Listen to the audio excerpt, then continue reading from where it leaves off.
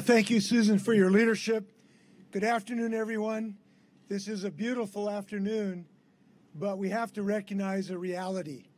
We have essentially what is a new virus at our throats, a new virus that is twice as transmittable and is causing an explosion of this dread disease in the state of Washington. We're in the middle of an explosive threat to our freedoms because of this disease. We want the freedom of not having to shut down our economy again. We want the freedom of not having to wear masks sometime in the future. We want freedom of our children not having to worry about getting this disease. And we want freedom for everyone to live without even to think about the COVID virus. And we know that there is only one path to that freedom, and that is through more Washingtonians getting this safe, effective, successful vaccine.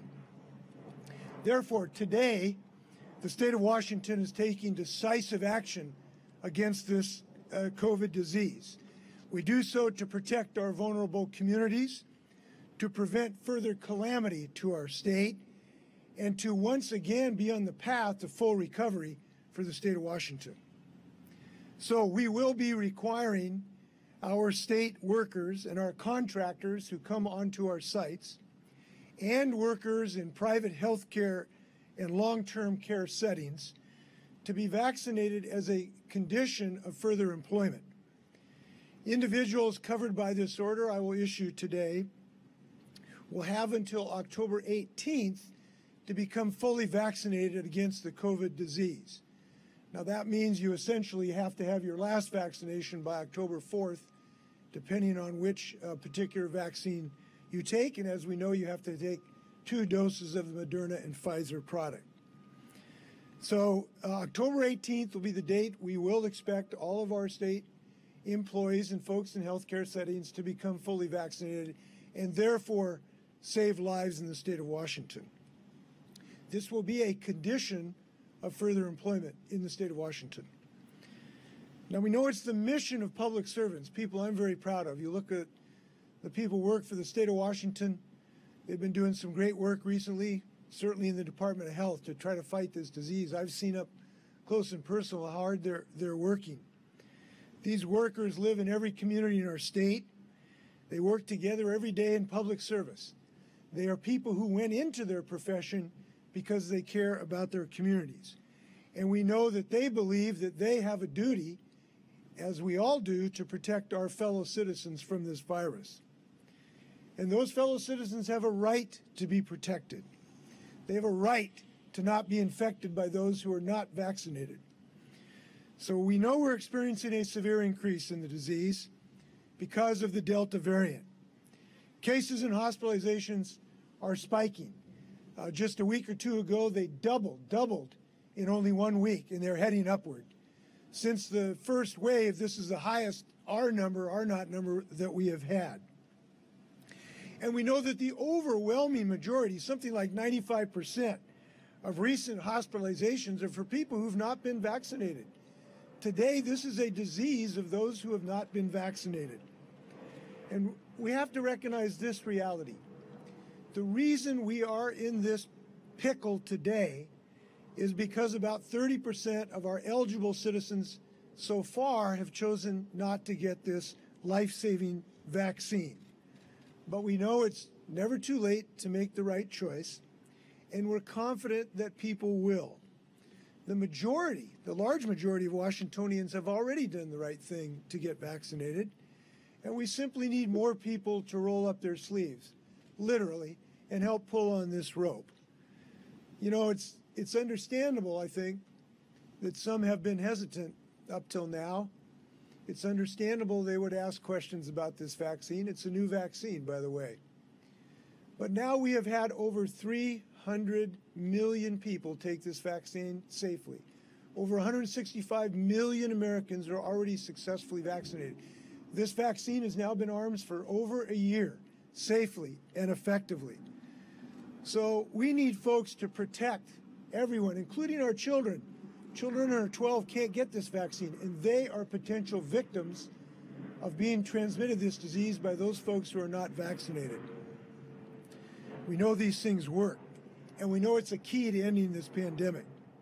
I want to thank Kaiser Permanente for hosting us. They've shown leadership. I appreciate this hospital. They operated on my foot, and it worked really well back in the mid-'60s. I also want to thank Bob Ferguson, who was the first public official in Washington who essentially advanced this step for the people who work in his shop. And I certainly encourage all local governments and higher education and legislature, other elected officials, and others in the private sector to join us. Because without this, folks are going to continue to be breeding grounds for further mutations, potentially, of this virus. This could get worse if we don't get more people vaccinated.